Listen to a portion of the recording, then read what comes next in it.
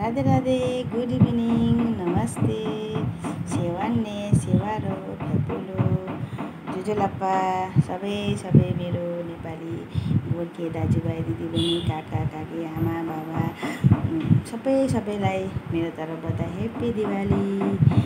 दिवाली पनि आउँदैछ है।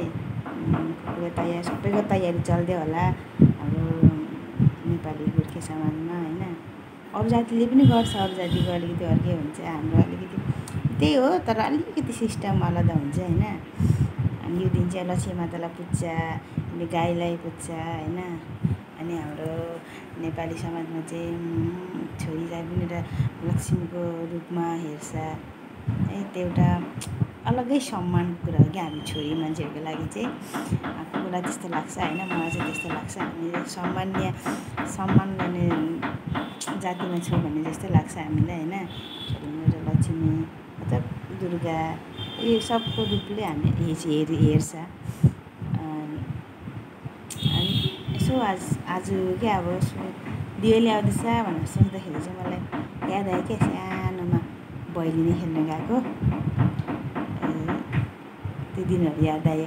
त्यति बेला त ठन्डा हुन्थ्यो, लाइट पनि थिएन बेसी होइन।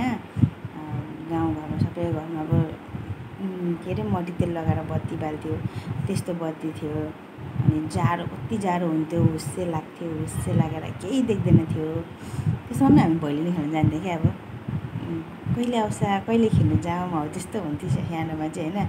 यो दसैँ तिहारको पुरा अब इन्तजार हुन्थ्यो क्या। अब सानो केटाकेटीमा केही टेन्सनै थिएन। अनि के अब होइन, मजा आउँछ, इन्जोय हुन्छ। अब अहिले ठुलो भएर बुझ्दाखेरि चाहिँ होइन, अब ठुलो भएर बुझ्दाखेरि चाहिँ अब ठुलो मान्छेलाई थाहा हुँदो रहेछ कतिको हेडेक हुन्छ। अब यो चाडबाड आयो भने होइन, पार पाहुना टाल्नु पऱ्यो, पार पाहुना आउँछ।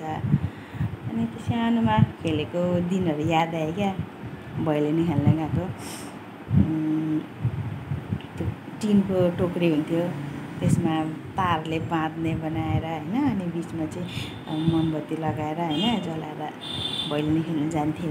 त्यसको बादमा एकजना बोडीगार्ड लान्थ्यो, दाजु भाइ जो भयो भने एकजना बोडीगार्ड जान्थ्यो पछि होइन। अब अदरति हात्ती साथी पनि आउँथ्यो। अनि त्यही भएर केटाकेटी पनि थियो डराउँछ भनेर। अनि त्यसको बादमा त्यस्तो दिनहरू कति अब क्या, त्यस्तो दिनहरू याद आउँछ मलाई चाहिँ हो।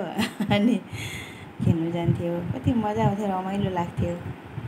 अनि हामी त कति साल नाचे पनि, पुरा रात नाच्थ्यौँ हामी भैलेनी दिनदेखि लिएर।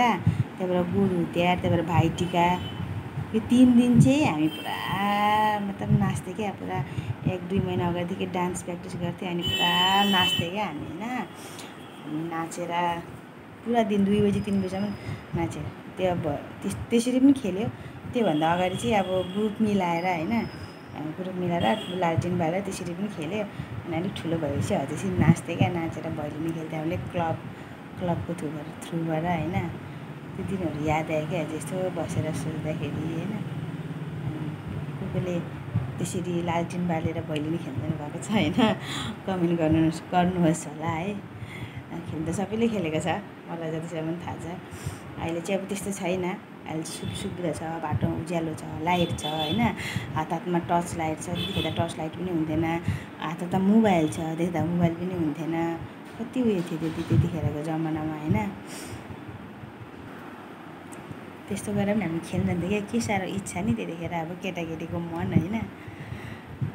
र कसले प्र्याक्टिस गर्नु हुँदैछ भैलेनी होइन, र को जान्नुहुने कमेन्ट गर्नु होला है।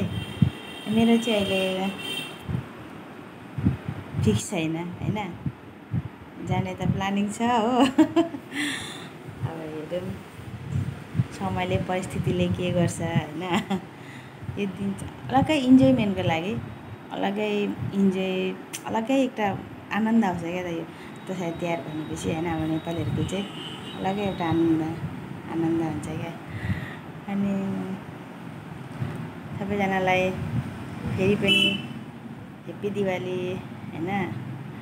अनि गुड नाइट, शुभरात्रि, बाई बाई। कमेन्ट गर्नु होला मेरो भिडियो राम्रो लागेमा। लाइक कमेन्ट सेयर अनि फलो गर्नु नबिर्सिनु होला होइन। अनि मबाट केही भुलचुक भयो भने त्यसको लागि पनि म क्षमा चाहन्छु होइन। त्यति बोल्नु त आउँदैन, त्यति पनि बोल्ने प्र्याक्टिस गर्दैछु होइन। म त के बोलौँ हुन्छ क्या, मनमा चाहिँ कति कुरा हुन्छ होइन। अनि अब के बोलौँ कताबाट मिलाऊँ हौ त्यस्तो हुन्छ क्या होइन।